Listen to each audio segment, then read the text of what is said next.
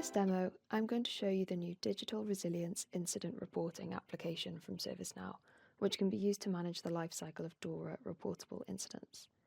As you can see by the name of the application, ServiceNow haven't made it exclusively DORA related, so it is scalable and can also be used for other regulatory reporting requirements.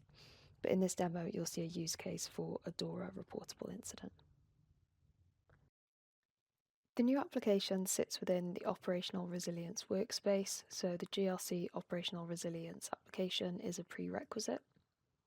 Once installed, you get these three new lists that show you different filtered views of the digital resilience cases.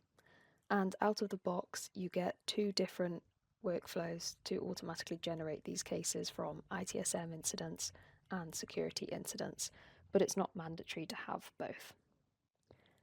I'll now jump into an end-to-end demo of determining if a critical incident is DORA reportable and then how to export the assessment results to submit to the regulator.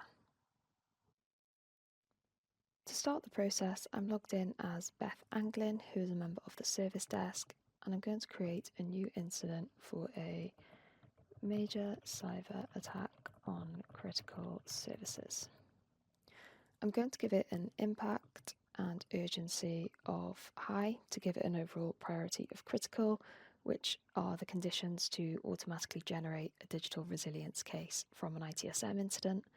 And similarly, to generate one automatically from a security incident, it also needs a critical priority.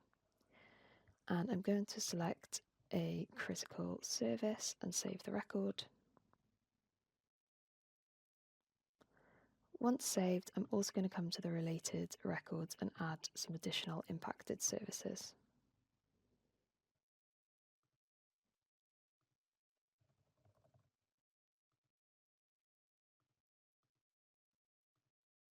And then save the record again. Once I've created the critical incident, I'm now going to jump back over to the Operational Resilience workspace. And I'm now logged in as Jade, who is a member of the DORA team. And if I come to the unassigned incident reporting cases list, I can now see that automatically a digital resilience case has been created for that major incident. I'm going to open up the case that was just created. And you can see that a lot of the information from the source incident has been pulled through automatically.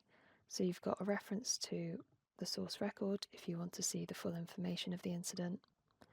And it's also pulled through the date of discovery and reported date, and you can also add the date of occurrence if different as well.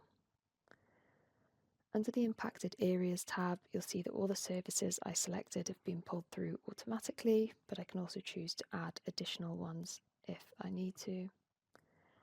And the other key thing to point out is at the bottom of the record, you've got the reporting status. So because this one's just been created, it's come through the status of potentially reportable.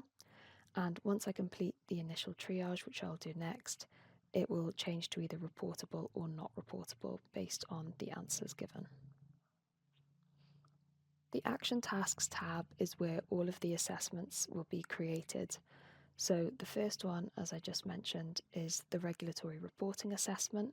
And this works essentially as a triage for you to determine if this incident is in fact DORA reportable or not.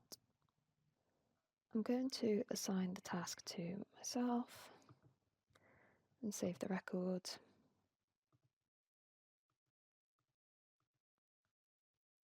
Once assigned, I can then open and take the assessment. This is just the out-of-the-box template that comes with the application, so these questions can be modified depending on your specific requirements. It's split into different sections that ask questions about the incident.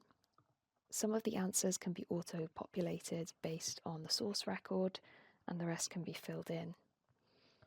At the end of each section, there is an automated question, which, based on your answers, will update. And then at the end of the assessment, based on all the responses given, it will determine whether the case is reportable or not for DORA. And again, these conditions can be altered slightly if needed for your requirements. So I'm just going to go through and fill in the assessment questions.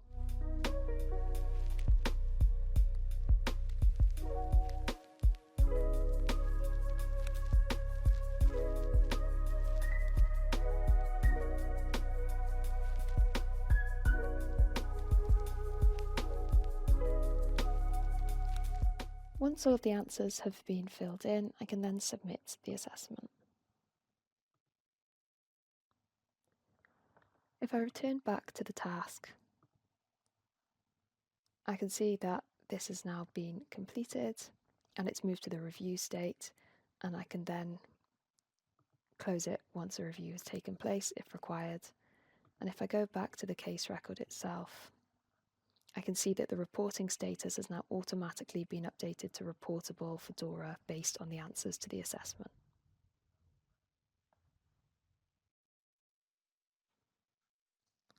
I'm now going to assign the case to myself, and I'm going to add an approver as well for the end of the process and save the record. And I'll also update the state to in progress. If I come back to the Action Tasks tab, now that the case has been deemed reportable, you can see that the initial report has now been generated, and it has a due date of 24 hours from the time that it was deemed reportable. The process at this point is the same as it was with the initial sort of triage assessment, so you can assign this to yourself or someone else that needs to answer the questions. And then once the record is assigned, the assessment will be generated and can be taken. So again, this is the out-of-the-box template that comes with the application, and it has the common details section, which will ask questions such as about the entity and the initial report questions. So I'll just go ahead and answer these now.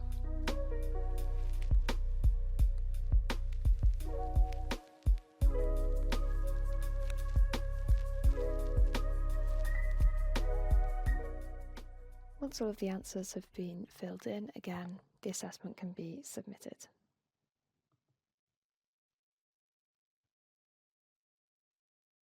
And this process will follow the same life cycle as the initial assessment. So it will then go to the review state. You can choose to have someone review the answers, review the record. Other people in the team can update the answers if necessary. And then once you're happy, you can close this record. And if I go back to the Action Tasks tab, because the initial report has now been completed, the intermediate report has now been generated. And this time it has a due date 72 hours from now. So I'll just go ahead and fill in the answers to this assessment too.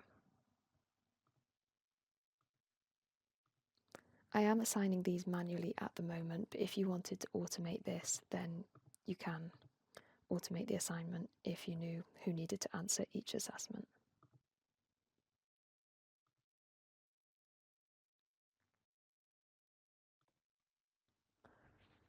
On the intermediate assessment, you can see there's now an additional section. So the common details and initial report section have pulled through with the answers filled in previously.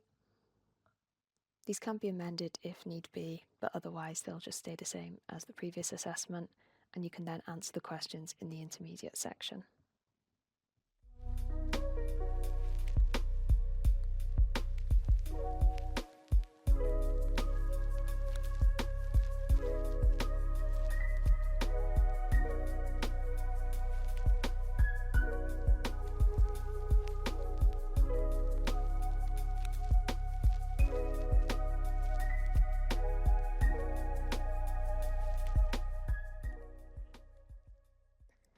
Once the intermediate report has been submitted, the out-of-the-box workflow will only generate the final report once the source incident has been closed.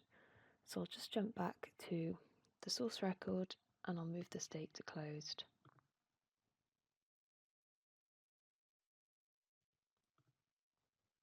You can now see that the final report has been generated with a due date a month from now. And the user can then assign someone to take the assessment.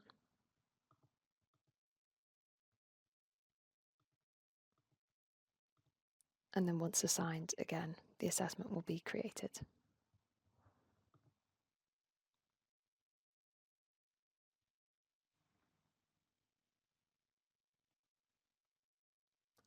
Again, you can see the previous sections of the assessment, the common details, initial report and intermediate report, and then the new section that's been created is the final report.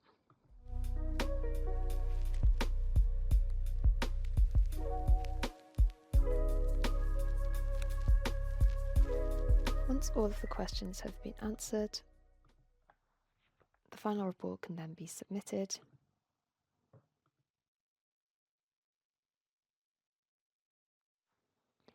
Once the assessment answers have been reviewed, you also have the export button on each of the action tasks, and you can export the answers to any of the assessments. You don't have to wait for the final report to do this, as you can do this after the initial, intermediate or final. It will pull through each of the sections, so the common details, initial report, intermediate report and final report, and it will pull them all through in a format that you can just then submit to the regulator for DORA. If you did it just after one, then you would just have the one tab, but because I've completed all assessments now, I now have all of the information from the assessments that's pulled through.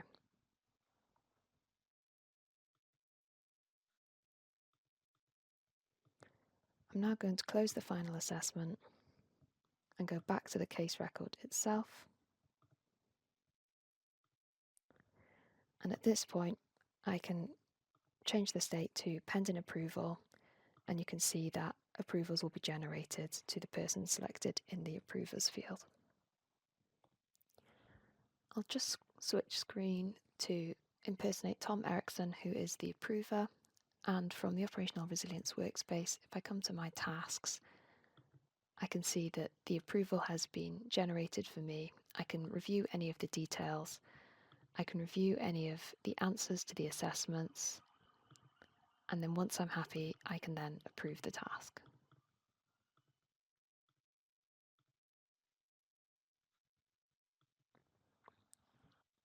The state will then automatically update to approved, and this marks the end of the life cycle of the record.